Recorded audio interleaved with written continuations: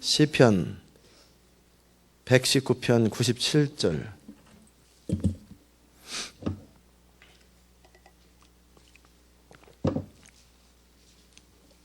(119편) 97절 말씀.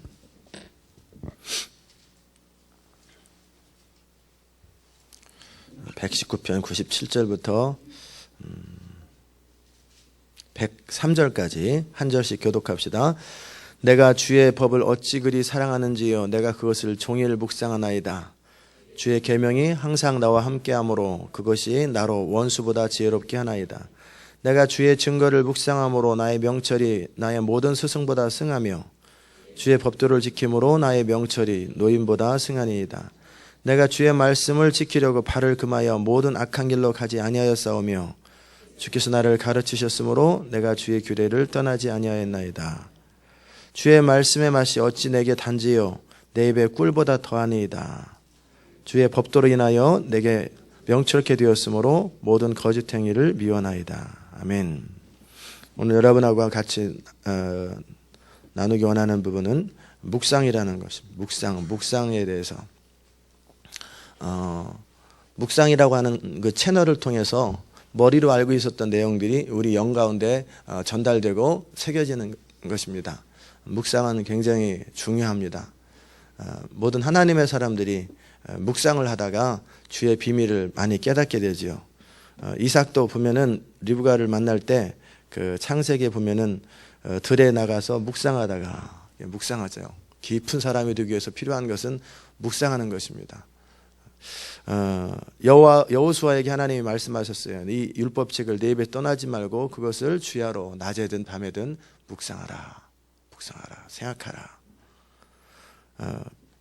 그리고 시편에 그 묵상이라는 단어가 시편에 제일 많이 나와요. 제가 신구약 통틀어서 묵상이라는 단어를 딱 쳐봤는데 22번 나오는데 거의 시편에 18번인가 거의 다 나와요. 그래서 시편에 주로 다윗이 묵상을 잘했어요. 묵상을 많이 하고 생각하고 그랬던 것을 봅니다. 여호수아에게도 여호와 율법을 묵상했더니 그것이 그의 삶을 형통하게 했다, 그렇게 하고 시편에서는 여호와 율법을 즐거워하여 그 율법을 주야로 묵상하다. 그 다음에 다윗이 또 나의 반석이시고 구속자신 여호와여, 나의 입의 말과 마음의 묵상이 주께 연락되기를 원하나이다. 그리고 계속해서 아침에 침상에서 주를 기억하며 밤중에 주를 묵상할 때에 여기서는 주의 말씀도 묵상하고 또 주님을 묵상하는 거예요. 메디테이트, 명상. 그 요가에서 나오는 명상은 아무 생각 없이 멍하고 있는 것입니다. 그는 비우는 거예요. 불교에서 말하는 거. 그건 성경하고 다릅니다. 기독교는 채우는 것이고 불교나 요가는, 힌두교는 비우는 거예요. 그래서 멍하게 되는 거예요. 그럴 때 사단이 들어가기 딱 좋죠. 비어 있으니까. 그런데 기독교는 채우는 거예요. 하나님의 말씀을 계속해서 반복적으로 중얼거리고 읊조리고 하면서 그 말씀을 계속 생각하는 거예요. 그리고 성령의 도우심을 따라서 주님 가르쳐 주세요. 주님 나는 모릅니다. 주님 가르쳐 주세요. 주님 내가 알게 해주세요. 그렇게 하면서 계속 그 말씀을 계속해서 읽고 또 생각하고 읽고 생각하고 계속 읽는 과정 속에 우리 안에 굉장한 인사이트들이 임합니다. 굉장한 어떤 계시들이 임합니다. 그게 묵상이에요. 저는 말씀을 준비할 때 대부분 그렇게 많이 합니다. 본문을 많이 읽어요. 굉장히 많이 읽어요. 많이 읽을 때는 100번도 읽고요. 보통 적어도 20번 정도는 읽고 다른 번역본도 읽어보고 또 읽어보고 또 읽어보고, 그래서 제 마음속에서 이해되지 않은 부분이 하나도 없도록 다 읽습니다. 그럼 무슨 말인지는 다 알아요. 그런 다음에 또 뭐 하냐면 또 기도합니다. 그 말씀을 붙들고 이제 머리로는 알았어요. 무슨 말인지 알았는데 뭐 그게 설교인가요? 무슨 말인지 아는 거지. 그냥 내용 파악 다 했어요. 배경 이해 안 되면 역사책도 보고 이 책도 보고 다 해서 그 상황들을 전부 다 이제 다 파악합니다. 그리고 나서 이제 그 다음 단계에서는 그 말씀을 붙들고 하나님 앞에 나아갑니다. 주님, 이 말씀이 무슨 말인지는 다 알았는데 이것이 지금의 우리의 상황 속에서 또 우리의 그 교회 안에서 이번 주 안에 무슨 의미가 있습니까? 그거는 제가 하나님 앞에 엎드려서 기도하는 거예요. 하나님, 그러면서 계속 기도해요. 하나님, 이게 무슨 말씀입니까? 게다가 잘 때도 있고 또 깰 때도 있고 하지만은 눈 감고 있다 보면 잠도 오고, 그러나 계속해서 조용히 생각하는 거예요. 하나님, 이게 무슨 말씀입니까? 그렇게 할 때 어느 시점이 지나고 나면은요, 간절함이 하나님 앞에 상달되잖아요. 그러면 하나님께서 인사이트, 계시, 또 인스피레이션을 주세요. 탁탁 터치하세요. 그러면은 보화와 같은 것이 열리고요. 또 하나는 이제 말씀 자체가 우리 삶과 우리 교회 상황 속에 쫙 연결되는 그런 것들이 이렇게 보여요. 커넥트돼요. 그러면서 그것이 하나님으로부터 왔다라는 사실이 제 안에서 컨펌이 돼요. 컨펌이 되면서 그런 다음에는 확신이 되죠. 제가 열정적으로 말씀을 전하는 이유는 뭐냐면 확신이 있기 때문에 그러는 거예요. 그냥 이해한 것을 가지고 설교를 하면은 이렇게 제가 이해한 바로는 이런 것 같습니다. 이렇게밖에 말을 못 하잖아요. 왜냐면 이해했으니까.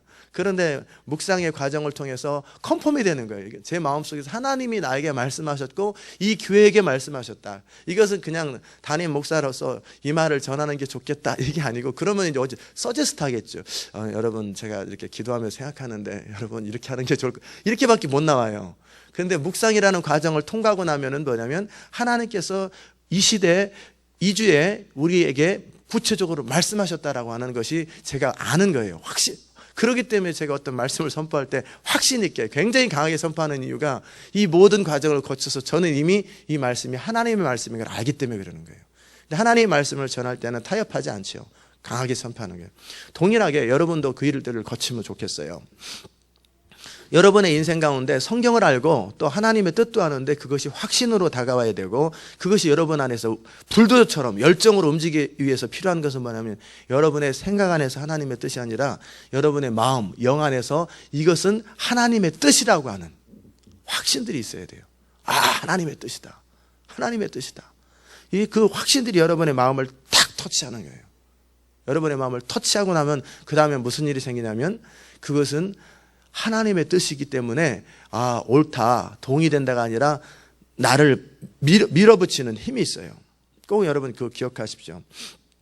주의 말씀은 영이요 생명이라고 그랬는데 그 영인 말씀이 우리의 삶 속에 액션이 나오도록 하려면 뭐냐면 그것이 하나님의 말씀이 내 생각에서 동의되고 그렇구나, 내가 결단하고 그렇게 하는, 그거 가지고는 열정이 안 나옵니다.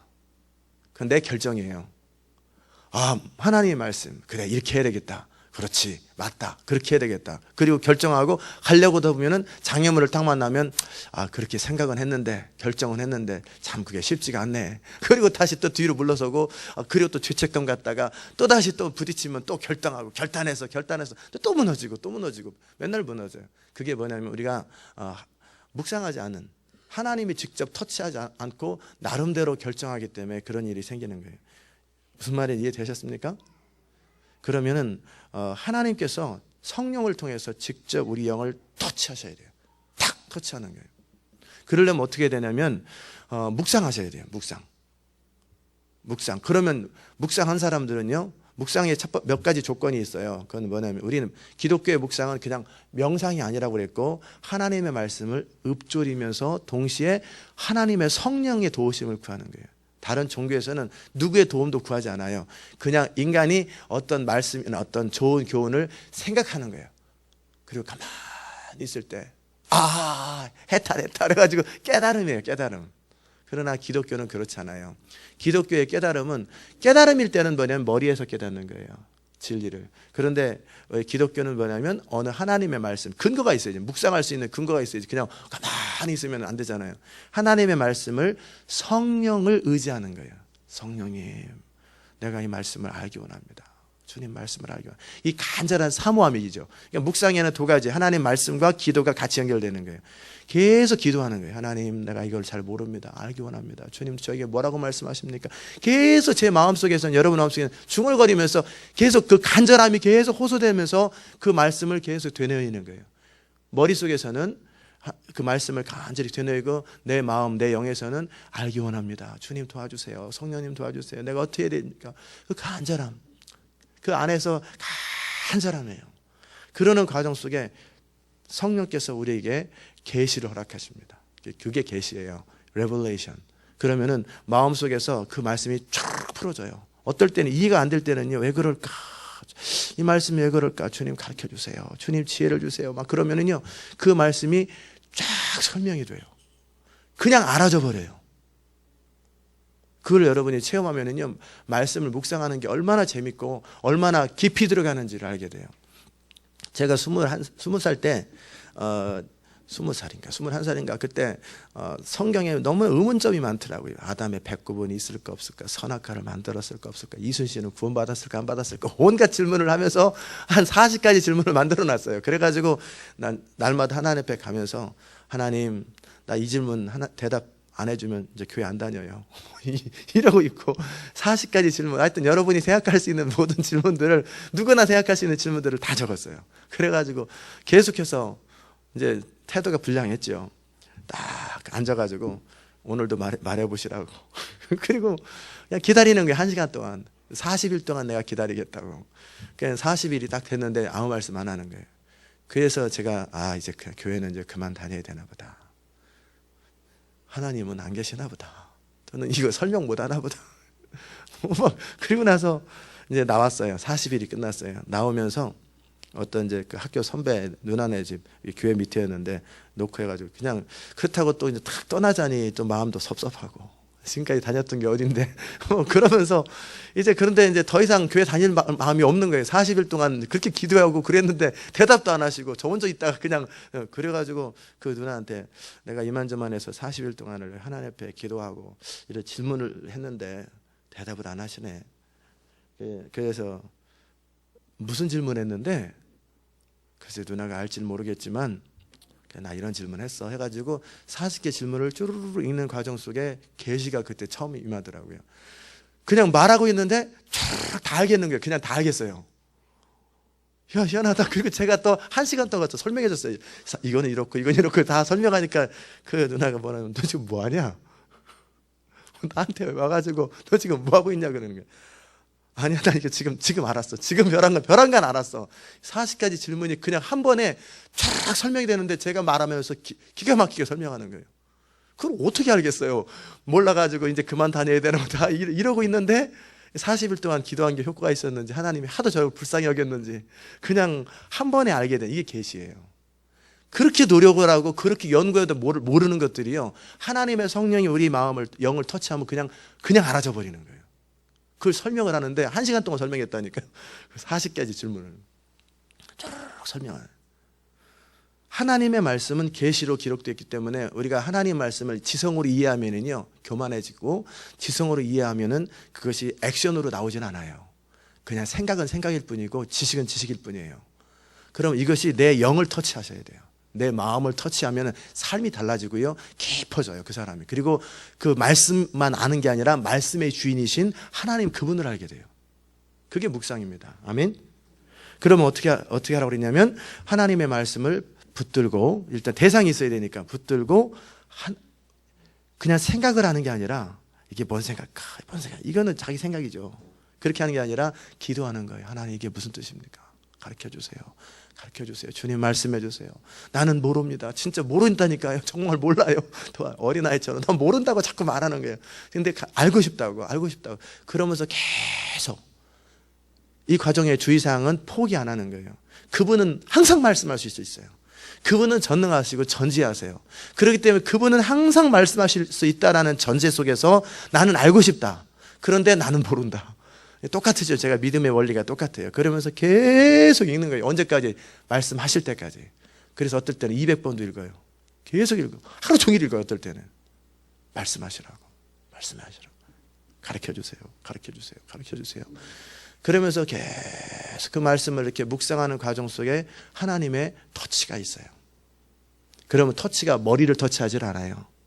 머리도 딱 깨달음과 동시에 내 영을 터치해요. 딱 터치하면서 그게 이제 그 다음에는 뭐냐면, 말씀의 내용을 알 뿐만 아니라 말씀 속에 하나님의 인격이 느껴져요. 다시요. 여러분이 다시 한번. 말씀 자체만 깨닫는 것은 그렇구나가 아니라 그 말씀하신 분의 인격이 느껴지는 거예요. 성품. 그것이 우리를 붙드는 거예요. 그것이 우리를 움직이는 거예요. 이해됐어요? 아, 그렇겠구나. 정말 그래요. 우리가 어떤 사람과 대화할 때 그 사람 말만 대하는 게 아니잖아요. 그 사람의 인격이 느껴지잖아요. 그 어떤 사람과 대화하는 과정에서 그 사람의 성품이 느껴지는 것처럼 말씀을 그냥 머리를 읽으면은요, 그냥 책이에요, 책. 무슨 책이나 다 똑같아요. 그런데 성령 앞에 기도하면서 말씀을 계속 묵상하다 보면은 말씀의 비밀을 깨닫고 굉장한 비밀들이 깨닫고 심지어는 신구약이 다 연결되고 다 연결돼요. 그러면서 깨달아질 뿐만 아니라 더 좋은 건 뭐냐면 그분의 성품과 사랑과 인격이 느껴져요. 그러면서 제 마음에 사랑이 터치되면서 말씀이 내 안에서 역사를 하면서 움직여요. 그리고 내 안에는 확신이라는 게 있어요. 하나님의 뜻이로구나. 하나님이 뭘 말씀하시는구나. 하나님이 어떻게 말씀하시는구나. 그 사실을 딱 알면서 그 다음서부터는 어떻게 하겠어요? 하나님의 인격과 함께 사랑과 열정이 생기고 말씀이 진리라는 걸 깨닫게 되고 그것이 하나님의 뜻이라는 것을 알게 돼요. 그러면서 내가 해야 된다는 것까지 알게 돼요. 그러면 그 다음에는 확신이 생겨요. 그 다음에는 불도저처럼 가는 거예요. 그게 그 확신 있게 사는 방법입니다. 교회를 개척할 때도 제가 어떤 그때그때 상황이 있을 때마다 그냥 마음속에서 생각 속에서 그렇게 해가지고 이렇게 말고 확신이 있었던 건 뭐냐면 항상 그런 과정들을 늘 거쳤을 때예요. 머리로 성경을 이해하고 어떻게 할까, 교회를 어떻게 할까 하다가 그게 좋겠다. 그러다 안 되면 말지. 이게 아니라 기도하고 생각하고 하면서도 방법이 없는 거예요. 계시는 항상 인간의 방법이 없을 때 나타나는 거예요. 내가 안다고 생각하면 계시는 임하지 않습니다. 내가 모르기 때문에 계시가 임하는 거고 내가 알 수 없기 때문에 하나님의 터치하심이 있는 거예요. 안다고 생각하면 아는 범위 안에서 끝나요. 근데 모르는데 알고 싶은 거예요. 뭔가 있는데 뭔가 이 말씀에 깊은 것이 있는데 모르겠는 거예요. 근데 도무지 생각이 안 나요. 날 것도 같고 안 날 것도 같고. 그럴 때 주님 앞에 서는 거예요. 어찌할까요? 그럴 때 하나님의 말씀이 터치되면요 어떻게 되냐면 생각이 아니라 영을 터치합니다. 왜? 살리는 것은 영이잖아요. 영이 말씀이 우리 영을 탁 터치하는 순간에 우리는 알아요. 그게 하나님의 말씀이었다라는 거예요. 구약시대 때 모세가 하나님을 딱 만날 때 모세가 누구를 만났다고 생각하겠어요? 하나님을 만났다 생각되는 것처럼 하나님의 말씀이 영적으로 우리의 마음을 탁 터치되는 순간에 우리는 하나님을 만난 거예요. 그분의 인격을 만난 것이고 그분의 성품을 만난 것이고 그분의 언약을 만난 거예요. 그래서 그 언약은 다 이루어져요. 기도도 동일한 거예요. 기도도 그런 과정을 겪어야 돼요. 하나님 앞에 주님 어쩌고 기도를 해요. 그 기도할 때는 뭐냐면 간절함의 단계예요. 이때는 확신은 없어요. 됐으면 좋겠는데 주님 역사해 주세요. 그리고 막 간절히 하나님 앞에 호소하는 그런 과정들이 있고 그런 다음에 어느 순간이 지나고 나면은 우리 영의 확신이 딱 들어요. 주의 음성이 딱 들려요. 그리고 딱 어떻게 하나님이 하실 거라는 것이 내 마음속에 확신처럼 다가오면 그 다음에는 그게 이제 언약이 되는 거예요. 기록된 성경과 동일한 내 마음의 언약이 되는 거예요. 그 언약을 붙들고 기도하고 신뢰하는 거예요. 그러면 그 언약은 그대로 이루어집니다. 기도도 그렇게 하는 거예요. 그게 언약을 받는 방법이에요. 아멘. 오늘 굉장히 중요한 거 좋은 거 배우죠. 여러분이 또 이미 하셨던 분들은 컨펌이 될 것이고 난 이렇게 했는데 이게 맞는 건가 보다. 그렇게 하는 거예요. 하나님 말씀을 그렇게. 또 하나는 이제 하나님 말씀을 묵상할 적에 제가 전에 잠언 22편을 오래전에 15년 넘었을 거예요. 그때 교육전도사 때 설교를 하고 싶은데 미랄교회에서 근데 어떤 말씀을 전할까? 그런데 잠언 22장 그 말씀을 이제 그때 아마 잠언 묵상들을 늘 했었을 거예요. 주일날 아침에 예배 전에 제가 성도들과 함께 미리 말씀을 묵상하는 과정 속에 잠언 22장을 딱 묵상하는데 아무리 생각해도 전할 말이 없는 거예요. 너무나 뻔한 말이에요. 한번 볼까요? 무슨 말인지.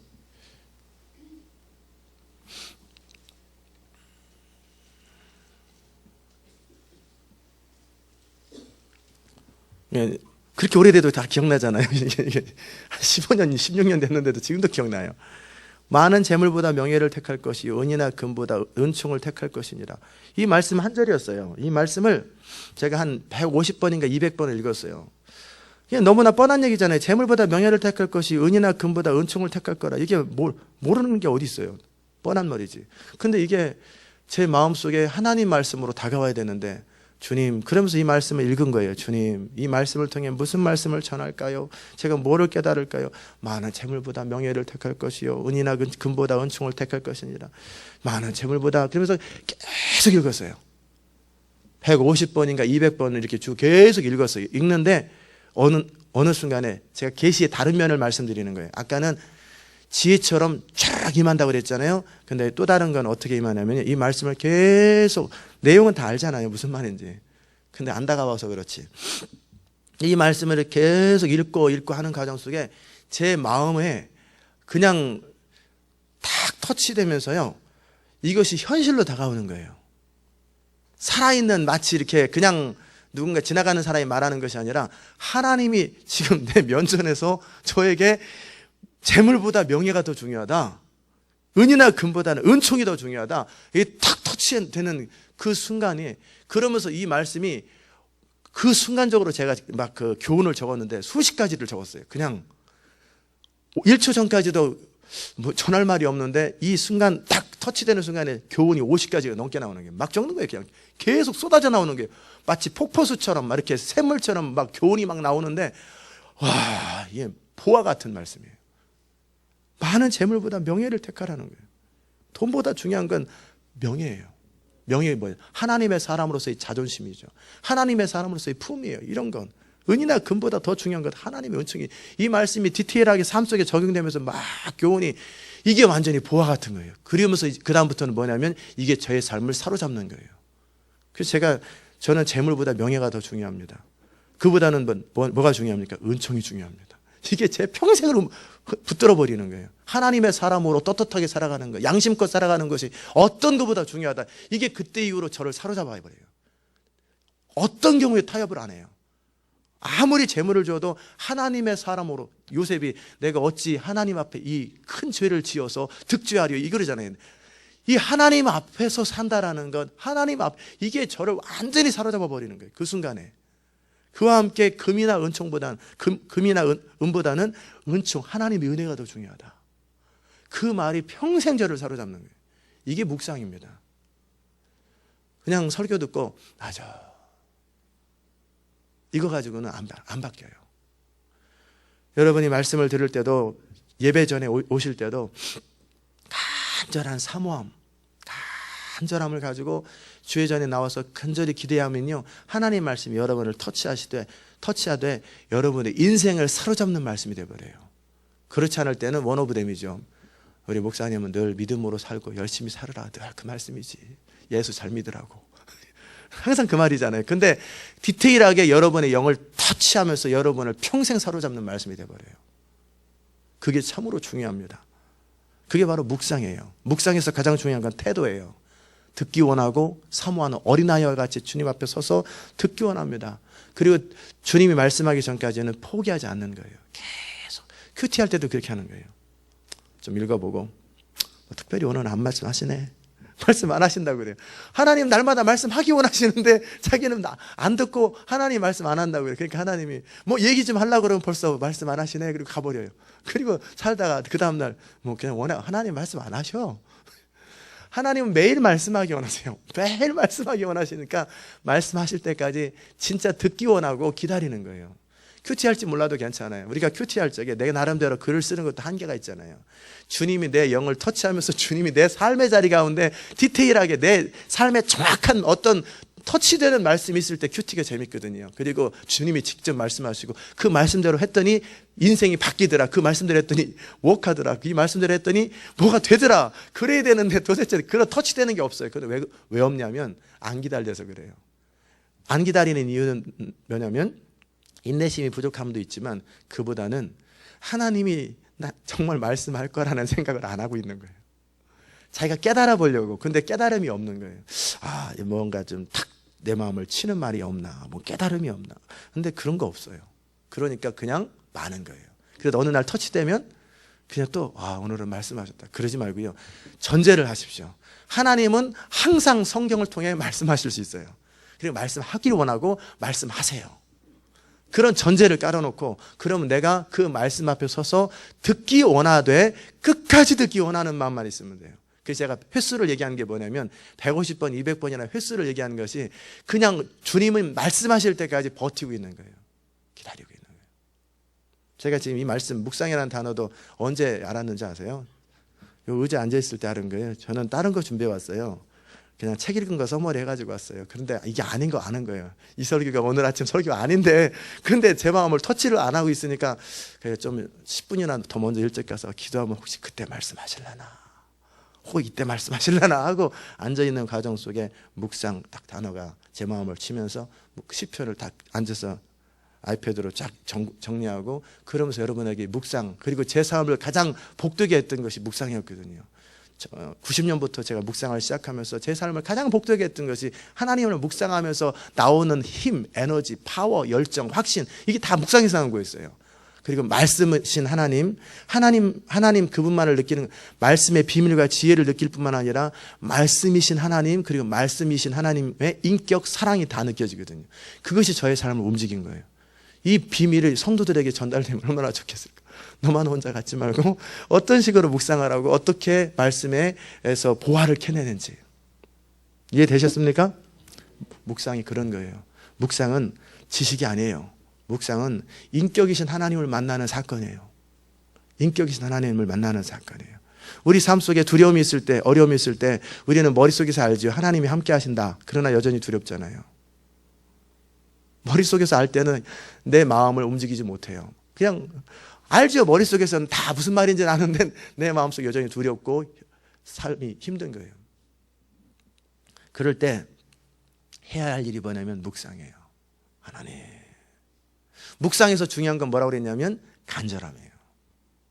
두려움 속에서 그냥 두려워하지 마라. 여러 사람들이 얘기 들어도 여전히 두렵잖아요. 그런데 하나님께서 내 마음을 터치하시면서 확신처럼 그분의 인격과 함께, 그분의 성품과 함께, 그분의 능력과 함께 말씀이 살아서 내 마음을 치는, 그게 영이에요. 그게 생명이에요. 다시요. 우리가 간절함을 가지고 말씀을 기대하고, 주의 말씀은 생명보다 낫다.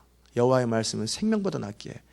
다윗이 온전히 묵상한 것처럼, 내가 종일 묵상하고 살아가는 것처럼 하나님의 말씀은 모든 걸 가능하게 합니다. 라는 기대감과 믿음을 가지고 간절히 있을 때 말씀의 진리만을 아는 게 아니라 진리의 주인이신 하나님의 사랑, 능력, 성품, 모든 것이 그냥 느껴지는 거예요. 그러니까 말씀을 통해서 우리는 누구를 만나냐면 하나님 그분을 만나는 거예요. 머리로 아는 사람들은요, 말씀의 내용만 알아요. 맞아요. 편지 같은. 그러나 말씀을 묵상하면 말씀의 주인이신 하나님의 성품, 사랑, 능력, 모든 것이 그냥 내 마음에 다 부딪혀요. 그럼 그 다음서부터는요, 확신이 생기는 거예요. 더 이상 두려움이 사라져버려요. 5분 전까지는 그렇게 두려웠어요. 그러나 말씀을 통해 주님의 인격, 사랑, 능력, 그것을 딱 터치되는 순간에 평안이 시작돼요. 그리고 길이 보여요. 그리고 그것이 하나님의 뜻인 걸 금방 알아요. 그대로 가면 결과가 나타나요. 그게 묵상이에요. 정말 여러분이 그렇게 묵상을 하시기 바랍니다. 사모하세요. 추구하세요. 그리고 하나님은 어쩌다 말씀하실 때가 있다가 아니라 항상 말씀하시고 항상 우리가 듣기를 원하세요. 그 하나님 앞에 기대하세요. 사슴의 시냇물을 찾기에 갈급함 같이 날마다 사모하면서 기다리세요. 제가 그 말씀을 전할 때 그 말씀의 기름 부음이 임하고 또 말씀이 계속 저의 삶 가운데 역사하는 이 키가 바로 거기에 있습니다. 뭐냐면 하나님의 말씀을 주야로 묵상할 뿐만 아니라 어떤 주일마다 말씀을 전할 때, 또 그럴 때 제 마음속에서 기다려요. 언제까지? 주님이 말씀하실 때까지. 정말 주님이 말씀하실 때까지 기다리고 기다리고 또 계속 기다려요. 사슴이 시냇물을 찾기에 갈급함처럼 기다리고 또 기다리고. 왜? 그분은 항상 말씀하실 수 있어요. 그분은 항상 응답이 있어요. 그분은 항상 대안이 있고, 그분은 항상 모든 것이 그분에게 있어요. 그럴 때 내가 할 수 있는 것은, 여러분과 제가 할 수 있는 것은 뭐냐면 기다리는 거예요. 파수꾼이 아침을 기다리는 것보다 내가 주의 말씀을 더 기다리나이다. 그랬잖아요, 다윗이. 그렇게 기다리고 또 기다리는 거예요. 그러면 주님은 그 간절함이에요. 어린아이와 같이 간절함, 그런 사람에게 말씀이 딱 부딪혀요.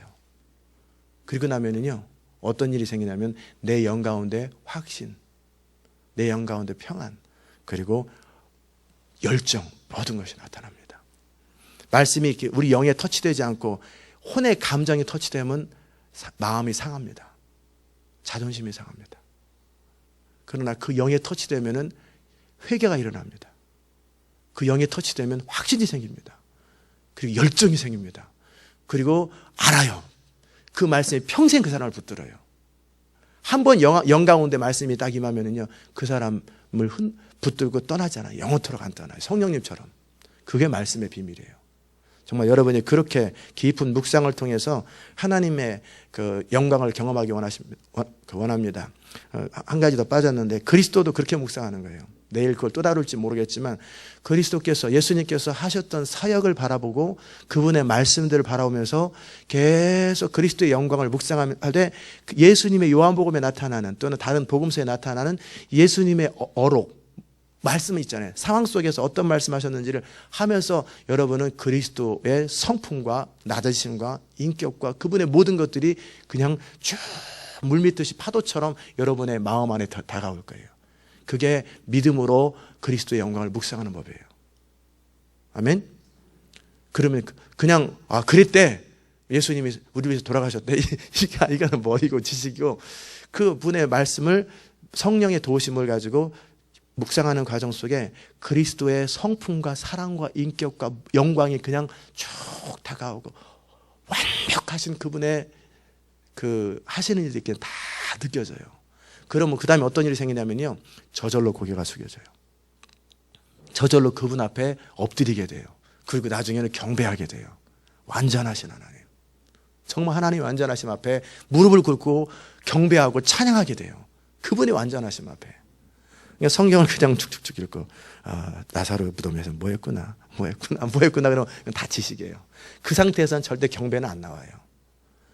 말씀을 묵상하고 그 말씀 앞에, 그리고 그리스도의 영광을 계속 묵상하십시오. 내일은 좀 더 그런 일이 있으면 좋겠는데, 그리스도의 영광과 그리스도의 어떤 사역 가운데 그분은 어떤 식으로 묵상하는지, 어떻게 묵상할 때 그게 내 마음을 다가오는지 연습이든지 한번 해보기 원합니다. 그래서 생각나면, 성령이 감동하면, 그러면 이제 그 그리스도 앞에 영광이 다가오면서 그 영광을 찬양하고 높이게 되고, 그 영광을 소유하고 기뻐하게 되고, 보화처럼 발견하게 되고, 그 영광을 자랑하게 돼요. 기도하십시다. 하나님 아버지, 오늘 아침에 묵상이 무엇인지 함께 나눴습니다. 여호와의 말씀을 묵상하고 그것을 지키는 것이 얼마나 복이 있는가. 하나님, 나의 묵상을 가상히 여기시기를 바라나니 나는 여호와로 인하여 즐거워하리로다 했던 다윗처럼, 내가 주의 법도를 묵상하며 주의 도에 주의했던 다윗처럼, 사람들이 뭐라고 그래도 주의 종은 주의 율례를 묵상하나이다. 나로 주의 법도를 깨닫게 하소서. 그리하시면 내가 주의 기사를 묵상하리이다. 하나님, 깨닫게 해주세요. 그럼 내가 주의 기사를 묵상하고 나의 사랑하는 바 주의 계명을 내 손에 들고 주의 율례를 묵상하리이다. 내가 주의 증거를 묵상함으로 나의 명찰함이 나의 모든 스승보다 승합니다. 내가 주의 말씀을 묵상하려고 내 눈이 야경이 깊기 전에 깨었나이다. 정말 다윗은 하나님 말씀 묵상하려고 온 밤을 지새고 그렇게 추구했던 것을 바라봅니다. 주의 존귀하고 영광스러운 위엄과 주의 기사를 나는 묵상하리이다. 주님이 행하시는 모든 일들을 묵상하고 또 묵상함으로 그의 모든 삶이 바뀌었던 것처럼, 그리고 하나님을 예배하는 예배자가 되었던 것처럼, 우리가 하나님을 묵상하고 그리스도의 영광을 묵상함으로 우리가 온전한 예배자, 하나님의 사람 되게 하여 주옵소서. 예수님의 귀하신 이름으로 기도드리옵나이다.